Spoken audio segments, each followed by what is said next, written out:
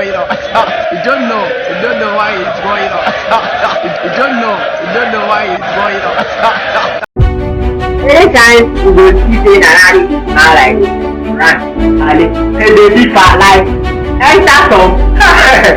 You see say as you go the parliament there, you talk to the minority focus like dem dey there wey they do am and dem dey sing sound be like they throw down their children. As you dey there share interview as you say a left behind watch board, dem dey laughter. You know that we are finished. The last 10 months that ADDO had, so we go hear am for this country.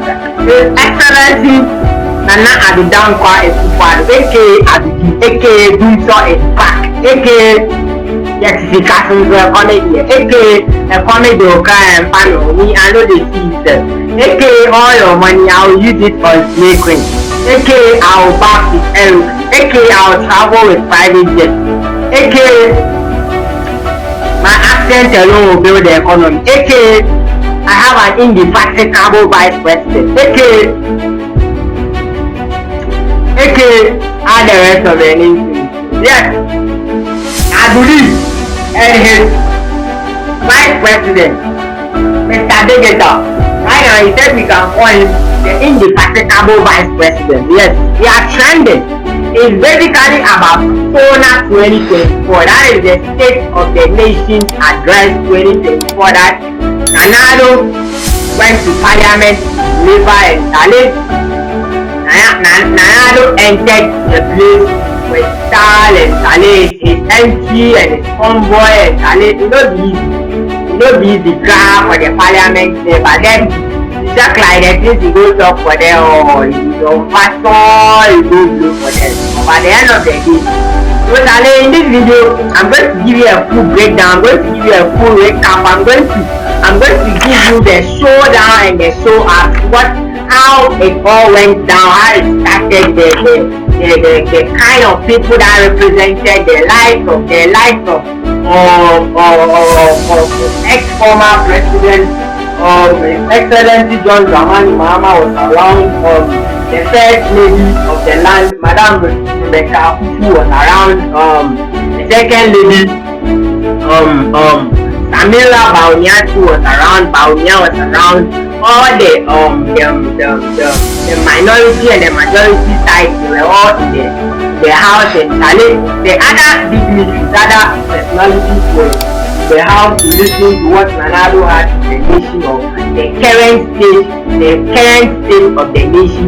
Everybody was present to hear ADDO for the last time. When ADDO stormed Parliament out to deliver the State of the Nation address, I'll play the video. I'll give you the total showdown of how the thing started, how the entry, everything, the State of the Nation, the main body of the address and the ending, and after that, I'll see you in the video.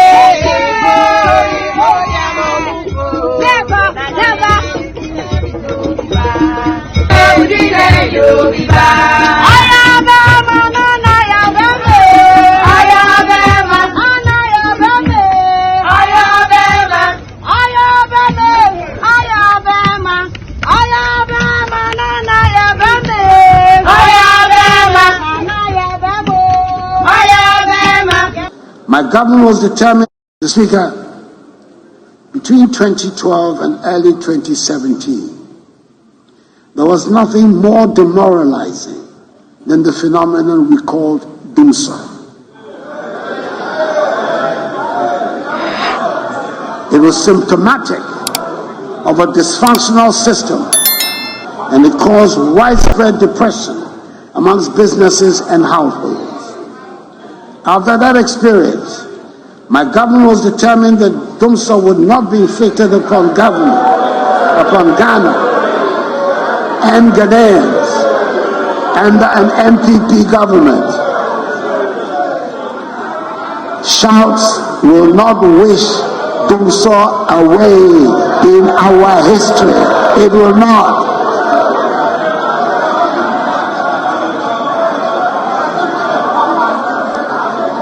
After that experience, my government was determined that dumsor would not be inflicted upon Ghana and Ghanaians under an MPP government.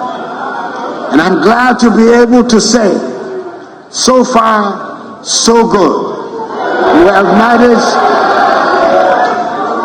We've managed to keep the lights on these last 7 years, even in the midst of a financial crisis. We've managed the NFT sector with discipline and expertise to avoid a repetition of the hardships inflicted on Ghanaians some years ago.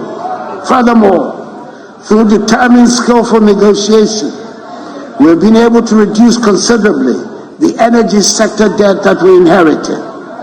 Indeed, the government negotiating team carried out a successful reconciliation exercise with the IPPs and ECG, which established that the IPP arrears position was not the $1.6 billion that had been previously reported in the media, but was actually $1.2 billion. That is savings of some $400 million.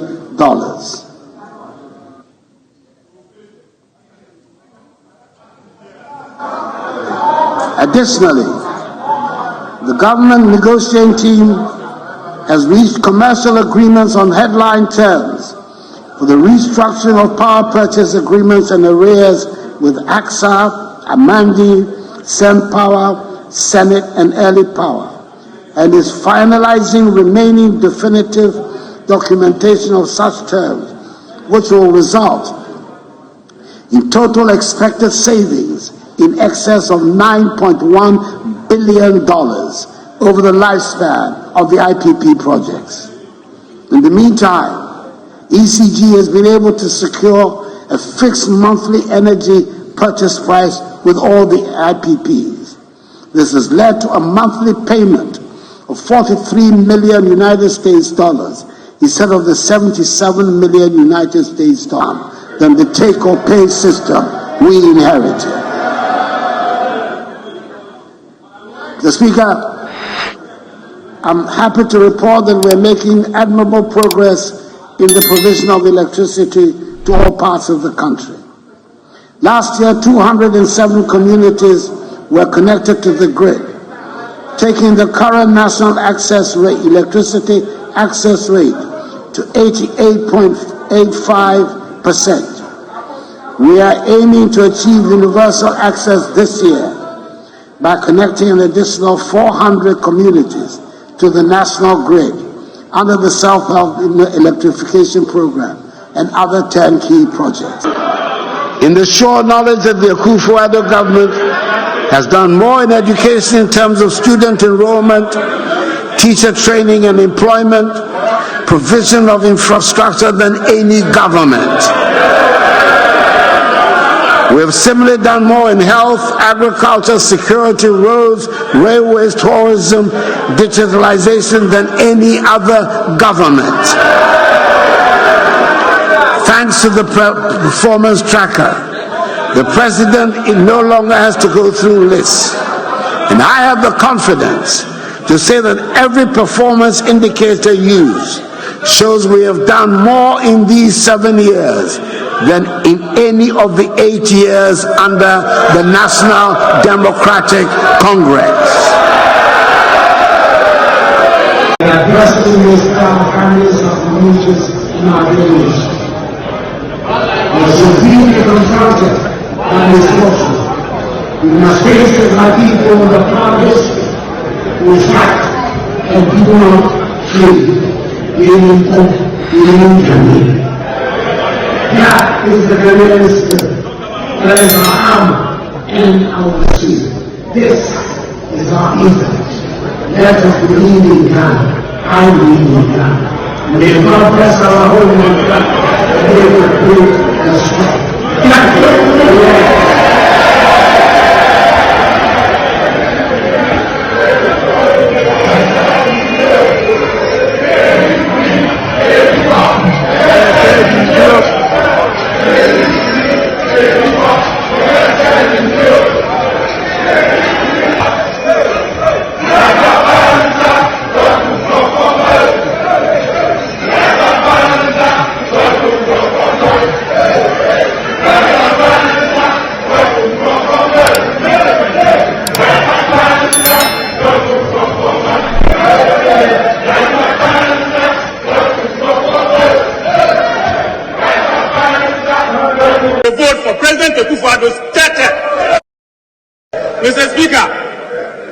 $1 today is 13 cedis.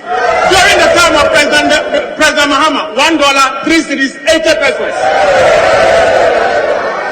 Mr. Speaker, a vote for Mahamudu Bawumia is a vote for President Akufo-Addo's third term. Mr. Speaker, to conclude on this matter, Ghanaians voted